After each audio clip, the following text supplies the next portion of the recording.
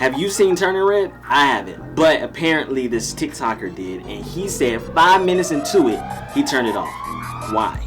At the very first scene, I mean, a minute in, she says, in my culture, we honor our father and our mother. But, sometimes I just want to do my own way. And the little message that they were trying to, and what she was saying is, do your own way in spite of honoring your father and your mothers. You need to come first. What you want needs to come first.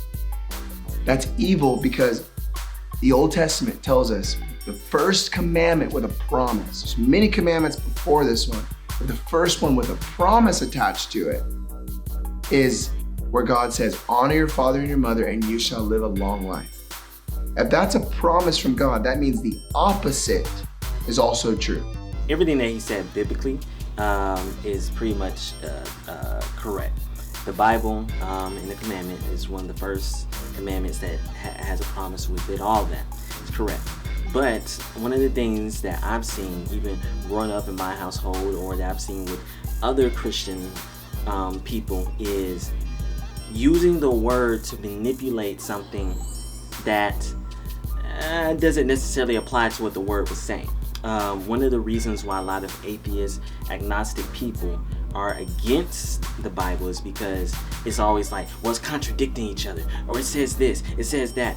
And a lot of times they are not reading it within context. But Christians do the same thing by, well, I'm your mother and father, you're supposed to honor me. Hold on now.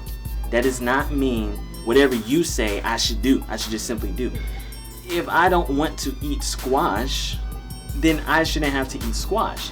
Now that there's a difference in between the child saying, I don't want to eat vegetables, I just want to eat ice cream, compared to I don't want to eat squash. But you as the parent say, well, you're supposed to honor me, you're going to eat squash. I don't like squash, that's why I'm using squash. My point here is, what was the context in which the movie was talking about? I also wanted to mention that turning off a movie 1 minute into going into it when the child is displaying like normal growing up behaviors, assuming, if I don't know the movie either, but if she's in middle school or high school, we've all experienced a time where I don't want to listen to my mom and dad. Yeah. But what does it say in the culture part? Honor your mother and father. So it did say for you to honor your mother or father, but as a film director, you're not going to be saying like, well, you're going to show the perfect child that actually does that. No child does that. No child has that feeling. They want to do what they want to do. Right. And usually in Disney movies, at the end, towards the end, those type of feelings end up being resolved. It's not going to be, oh, I'm still disobeying my mother or father. It might become to some understanding of why it says to honor your mother and father, or whatever type of lesson it is. It's not just a immediate disobeying. And the mom comes in and she's hiding her notebook. So it's teaching kids, you can hide stuff from your parents, right? Where parents, I know it's not like this, unfortunately, but parents should be a good place for you to be able to talk about the feelings that you're having in a perfect world. And so you may not have that, but you do have a father who is always willing to talk to you. So that may not be your culture as a Christian, but still respect. Now I think what his whole point was that as a Christian household, but I don't think it's a good thing to shield your kids from other cultures and not properly teach them. I think it's as simple as you can watch a movie, because it does say parental guidance. It's not rated G for everyone. It's rated PG. Shutting off a movie because you're like, all of a sudden he's gonna pray to animals, that's probably not the only source. He said he started watching porn at 8 years old. Which means wherever background he came from, let's assume that his parents were the Christian household and his dad is a pastor or whatever. And he started watching it at 8 years old. Why? Because he had his own mind and he had his own access to stuff. The only thing you can do is guide your kids once you notice the action. Once you like, okay, look, we don't do that. That's not our culture. We don't do animals. We don't, that type of thing. Instead of being like, no, can't watch this movie. Because what are they going to end up doing later? Wow, my parents never watched this and let me watch this movie. Now I'm going to watch it because I have a tablet. And I'm gonna watch it in hiding too. Where did they learn that from? Not from the movie, but because kids learn how to hide stuff from their parents without even watching TV. They say that the strictest parents create the sneakiest kids. Exactly. And if we learn to hide stuff from our parents, we might learn to hide stuff from God. It is true that if you start hiding stuff from parents, and not just your parents, your girlfriend, other religious people, your pastor, other Christians, you start hiding it from them, you may think that you have to hide it from God because God is going to not love you, or God is going to do bad things. But you're sadly mistaken because He already saw it. Right. That's the whole thing. God already saw it, and He still loves you the same.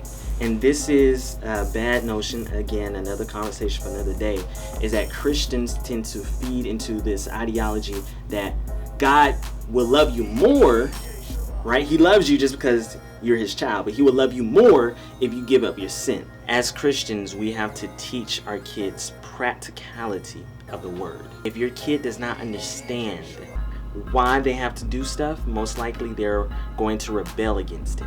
And sure, they may be able to quote some scriptures, but once they start thinking on their own, they get to middle school and high school, once other people start influencing them past your control, right? Maybe he's going to homeschool his kids, but then they're going to go to college, right? Or they're going to just go into the workforce. Eventually, they're going to hear other things from other people and question.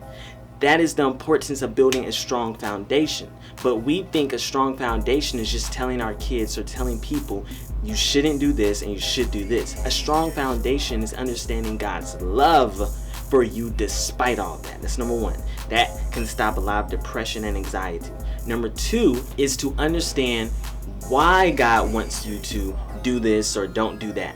It's not because He wants you to be a robot. He wants you to live a better life. A lot of these things God Himself directly talks about, or these prophets, they illustrate the practicality to God's commandments. We have to be careful when we take on these ideologies of this legalistic, deep spiritual way to Christianity, that we forget the true heart, the true intentions of God. Oh, you like that, didn't you? Well, how about you do this? Click that subscribe button and click that like button. Just don't think about it. Don't think about it. Just do it. Just do it. Do it for a brother. Hit it one time. I cannot. Look, just hit that subscribe button. Hit that like button, okay? I'm trying to get to 8,000 subscribers by December 31st, 2022, okay? Help a brother get some paper. Please.